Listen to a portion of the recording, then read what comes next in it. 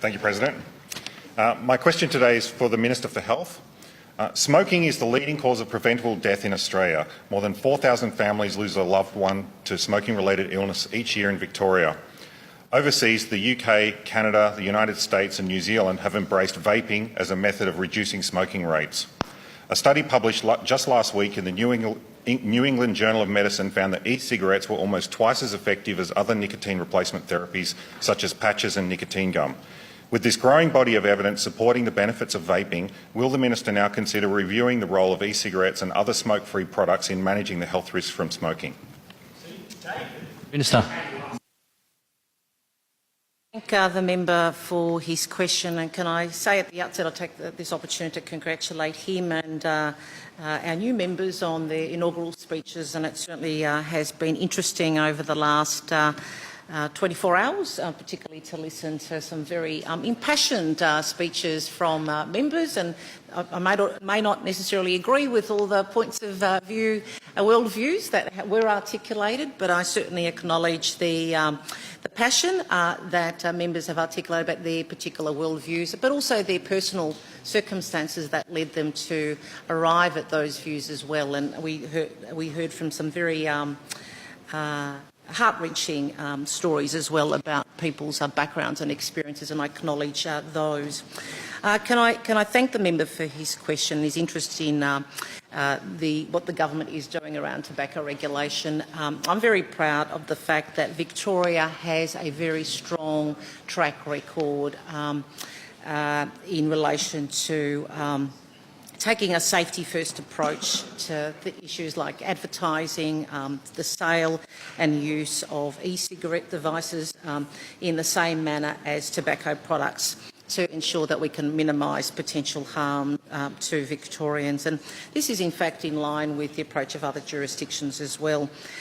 So the Victorian Drug, Poisons and Controlled Substances laws, together with the Commonwealth legislation, effectively prohibit the retail sale of liquid nicotine for use in e-cigarettes, and these laws mean that adults in Victoria can only buy and use e-cigarettes that do not contain nicotine. And this is because of everything we know about smoking and everything we don't know about e-cigarettes. For example, we know that nicotine is highly addictive. It increases and smoking increases a person's risk of cancer, diabetes, heart disease, stroke and many other health conditions. We know that smoking remains the leading cause of preventable chronic disease and of preventable deaths, and we know that second-hand smoke also is a real risk to people. We do not know that e-cigarettes are an effective smoking cessation aid. That's not been proven. The evidence is just not there. But we do not know the long-term health effects of e-cigarettes or the liquids used in them. And we do know that there is increasing concern about the chemicals used in e-cigarettes and their liquids with or without nicotine. So for now, our approach strikes the right balance between the potential benefits and potential risks for the Victorian community as a whole.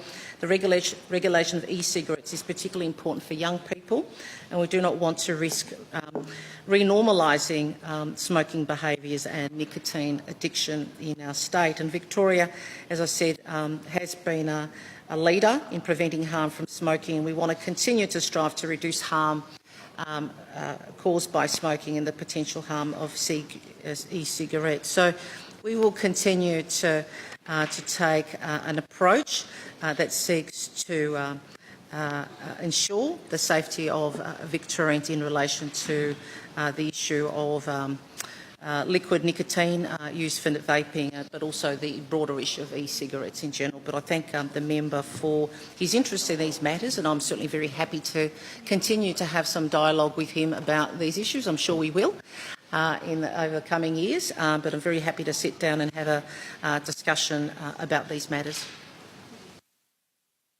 Mr. Limbrick, supplementary, Mr. Limbrick. I thank the Minister for her answer. So the growing scientific evidence for the benefits of vaping merely supports the experience of the vaping community themselves, who consistently report of improvements to their health and well-being. Will the Minister commit to meeting with representatives from the vaping community to hear about how vaping has benefited them? Minister. Well, thank you.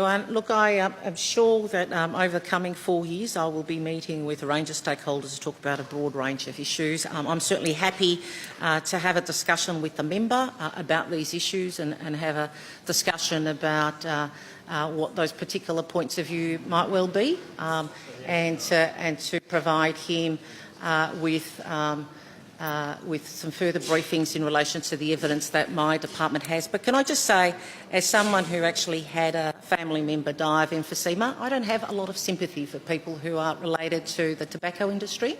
I have zero sympathy for them. But I'm very happy to have a discussion with the member around the issue of vaping specifically, and the broader issues around the use of e-cigarettes.